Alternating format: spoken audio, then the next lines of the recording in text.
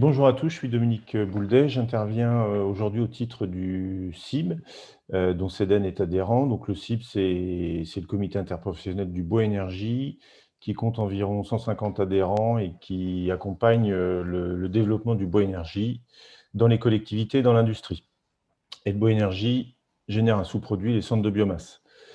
CEDEN, c'est un bureau d'études basé à Rouen et avec une antenne en Bretagne, où je suis d'ailleurs, est spécialisé dans la valorisation agronomique et énergétique des biomasses et des déchets, avec comme thématique de prédilection le bois énergie, la méta, les CSR et le retour au sol des sous-produits en agriculture, en tant que KMO pour les collectivités et les industriels.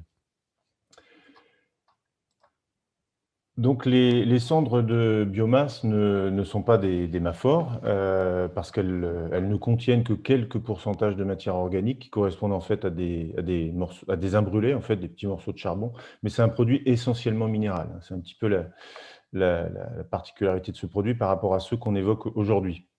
Mais finalement, il a beaucoup de points communs avec les maphores puisque c'est un produit qui est généré indirectement, par les collectivités ou même directement, qui est valorisé principalement en agriculture et qui, comme les autres produits, comme les boues, les composts de TMB qu'on a évoqués aujourd'hui, est fortement impacté par les nouvelles les évolutions réglementaires. Donc les cendres sont issues de la combustion de la biomasse, hein, du bois et principalement des plaquettes forestières parce que c'est le combustible qui est majoritairement utilisé dans les chaufferies bois. Voilà, sachant qu'une tonne de bois génère environ 10 à 20 kilogrammes de cendres, c'est à peu près 1 à 2 de cendres par tonne, en fonction des différents types de combustibles. Alors aujourd'hui, on parle plutôt des chaufferies d'une certaine taille, hein, plutôt de celles qui sont finalement soumises à ICPE, qui font plus d'1 mégawatt thermique, c'est-à-dire qui consomment à peu près 1000 tonnes de bois, au moins. Et donc ces chaufferies, elles génèrent 3 types de cendres. Donc des cendres sous foyer, sous la grille de combustion. C'est un peu les cendres qu'on retrouve dans la cheminée finalement. Des cendres qui sont issues d'un premier étage de traitement de fumée, qui sont captées par un multicyclone, et qui sont très généralement mélangées avec les cendres sous foyer. Et puis des cendres volantes, qu'on appelle aussi des poussières de filtration et qui sont issues du second étage de traitement des fumées, et c'est le principal, et qui sont stockées souvent dans des big bags. Elles sont produites en quantité moindre que les cendres sous foyer, qui elles sont plutôt stockées dans des bennes. Donc la production nationale s'élève à environ aujourd'hui à près de 250 000 tonnes de cendres. Alors c'est un produit assez sec, les cendres, hein, c'est autour de 70 à 75 de matière sèche. Et les cendres sous foyer représentent plus de 90 de ces tonnages, c'est-à-dire à peu près 230 000 tonnes. Alors c'est important à ce stade de rappeler que le bois énergie pèse pour 45 de la production des énergies renouvelables. Ça correspond à une consommation de 12 millions de tonnes de combustible. Alors principalement des plaquettes forestières, mais aussi des agrocombustibles, des produits connexes de scierie, des écorces ou du bois d'emballage.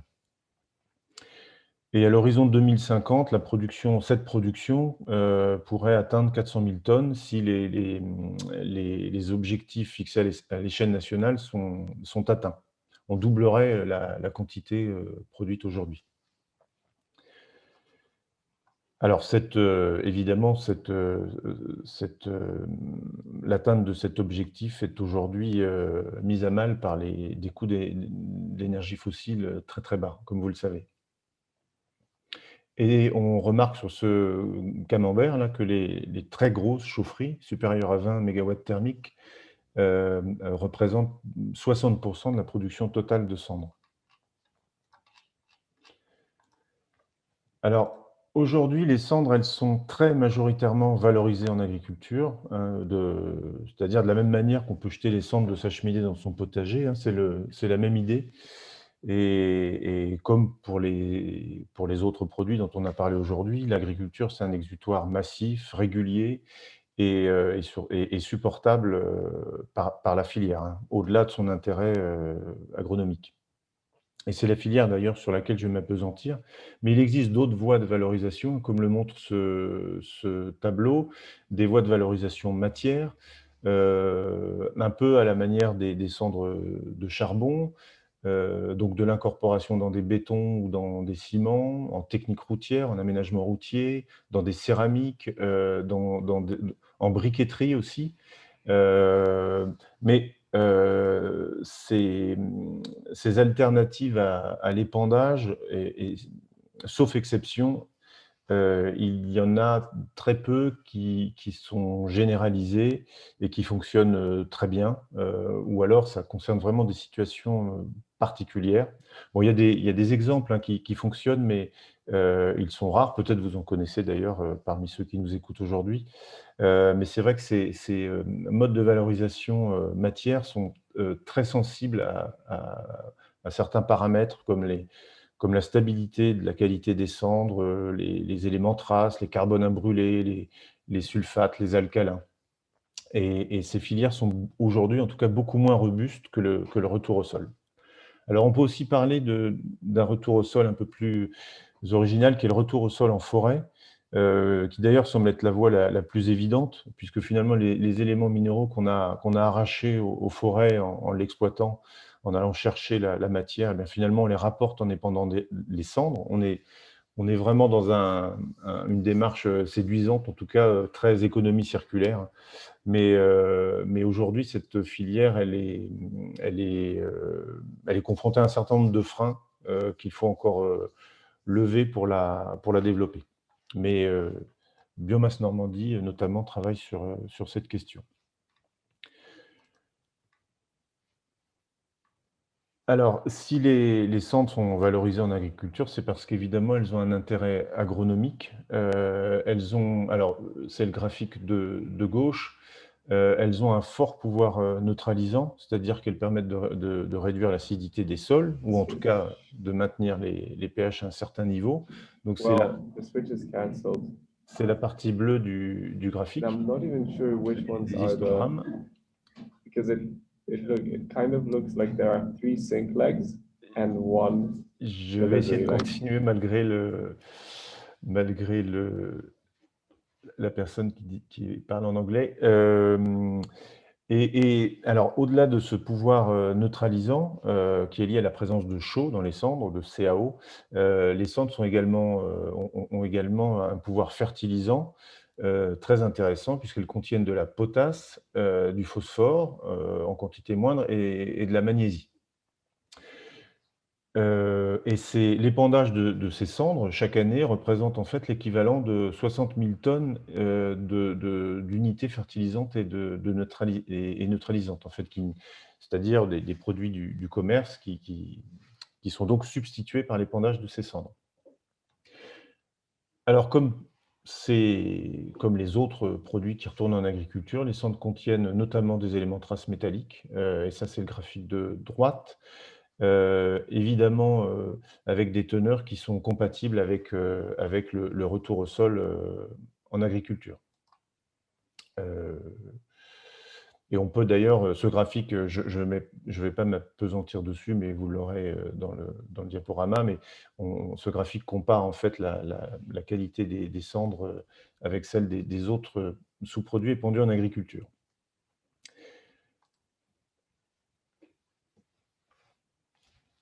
La La manière dont on épanse ces cendres varie d'une région à l'autre, mais je présente très rapidement l'organisation qu'on a mis en place en Normandie il y a quelques années avec Biomasse Normandie, et qui s'appuie évidemment sur les textes réglementaires et les rubriques ICPE, heu,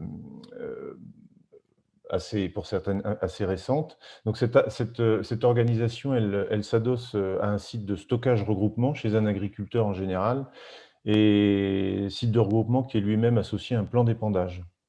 Et ces sites de regroupement permettent l'accueil des cendres de plusieurs chaufferies, 5 ou 6 en général, leur traçabilité, l'allotement des chaufferies dans des cases, les analyses et les traitements nécessaires avant épandage. Donc là, vous avez quelques photos de plateformes de hangars de stockage de ces cendres avec des cases en fait par chaufferie et puis ces différentes, cendres sont mélangées une fois que leur conformité a été vérifiée. Et puis ensuite ces cendres sont épandues à la dose d'environ 4 à 6 tonnes hectares, tous les ans. Donc ça, je vais passer, on en a déjà parlé. Alors, le coût de la filière, il est détaillé dans ce slide. Donc, le coût de la filière, il intègre des charges d'investissement et des charges de fonctionnement. Donc, les charges d'investissement, elles concernent notamment l'achat d'ébène, mais ça, c'est commun à tous les exutoires. Mais ça comprend évidemment l'investissement dans un hangar de stockage ou dans sa location et il intègre également le coût du plan d'épandage, en tout cas au début. Et puis des charges de fonctionnement, le transport, le temps passé par l'exploitant sur la plateforme. Il y a un peu de manutention et puis il y a le prélèvement des cendres pour les analyses. Ça comprend les coûts d'épandage, le suivi agronomique annuel, comme pour tous les autres sous-produits qui vont en agriculture, et puis l'analyse des cendres. Et globalement, on atteint un coût par tonne de cendre quand on intègre tous ces postes de 80 à 91 € par tonne. Et ce coût, on peut le comparer à l'alternative principale qui est l'enfouissement en décharge, qui est aujourd'hui d'environ 137 € par tonne pour un enfouissement dans un centre de stockage de déchets non dangereux, c'est-à-dire une installation de stockage d'ordures ménagères, hein. Et puis ce coût devrait fortement augmenter d'ici 2025, puis comme vous le savez, tous, la TGAP sur l'enfouissement va augmenter. Elle est aujourd'hui de 20 €, elle va passer à 65 € en 2025, donc ça va mécaniquement augmenter le coût de l'enfouissement qui va passer à environ 177 € d'ici 2025, ce qui fera que le stockage en décharge sera environ 2 fois plus coûteux que l'épandage en agriculture. Et puis je donne les coûts également là sur la droite du coût en installation de stockage de déchets dangereux. Ça concerne les cendres volantes, les poussières de filtration. Là, on est sur des coûts beaucoup plus importants, de l'ordre de 250 à 400 € de la tonne. Alors, comme pour les autres produits, eh bien, il y a des évolutions réglementaires qui viennent mettre un peu à mal la filière. Alors, il y a deux textes principaux. Il y a un texte qui concerne la séparation des cendres sous foyer et des cendres sous multicyclone que j'ai évoqué au début de la présentation. C'est un petit peu technique, mais globalement, l'administration demande à ce que les cendres multicycloniques ne soient plus mélangées aux cendres sous foyer, puisqu'on considère qu'elles sont légèrement plus polluées que les cendres sous foyer. Et donc, il y a des textes en préparation qui vont imposer aux installations de plus de 6 ou 10 mégawatts, selon la date de leur mise en service, eh bien de séparer ces deux types de cendres. Donc avec un impact évidemment sur, un impact financier lié à l'adaptation des chaufferies pour séparer, ces 2 types de cendres et un impact sur les coûts de gestion puisqu'on aura 3 types de cendres et pas 2 comme aujourd'hui. La deuxième évolution réglementaire, ça c'est le projet de socle commun. Oui? Je t'interromps, il faut penser à accélérer un petit peu si on veut tenir le timing. Je finis. Je suis à 14, il me reste 1 minute. Le projet de socle commun, donc les cendres sont concernés à 2 titres, en logique déchets et les plans pour ce qui concerne les plans d'épandage et en logique produit, puisqu'il y a quand même des normes et des démarches de normalisation qui concernent les cendres. Donc il y a des seuils très bas qui sont très fortement contraignants et qui sont, en l'état actuel, absolument rédhibitoires. Ce n'est pas démagogique de le dire, c'est que les cendres ne peuvent pas être répandues en agriculture si les seuils qui sont proposés dans le texte restent les mêmes. Et puis, comme pour les autres produits, il y a des tests et des tests d'innocuité et des tests sentinelles qui vont être également imposés. Il y a un certain nombre de propositions de la filière, et notamment une demande d'augmenter un peu les seuils pour que la filière puisse continuer d'exister. et en parallèle des démarches à engager pour améliorer la connaissance sur l'impact environnemental des cendres, hein. L'idée, c'est pas seulement de faire des contre-propositions, mais c'est aussi d'améliorer la connaissance et d'apporter des garanties sur l'innocuité de ces cendres. Des impacts économiques sur lesquels je ne reviens pas et que vous aurez sur les slides. Et pour finir, je dirais que, et c'est le même message que les personnes qui sont intervenues précédemment, l'idée, c'est pas de la filière, c'est pas elle ne refuse pas, évidemment pas, les évolutions des contraintes réglementaires, parce que la réglementation, elle s'ajuste au fur et à mesure de l'amélioration de la connaissance, et parce que ce retour au sol, comme les autres sous-produits, doit se faire avec un impact environnemental le mieux maîtrisé possible. Comme le disait Jean-Pierre Harry tout à l'heure, c'est la condition sine qua non à sa pérennité, hein, pour qu'elle bénéficie aux agriculteurs et à la filière bois énergie en l'occurrence. Mais au-delà des contre-propositions, des propositions de la filière, c'était important de mettre en avant le couple bénéfice-risque de cette filière et surtout de le comparer à l'enfouissement qui aujourd'hui est la seule vraie alternative. Merci de votre attention.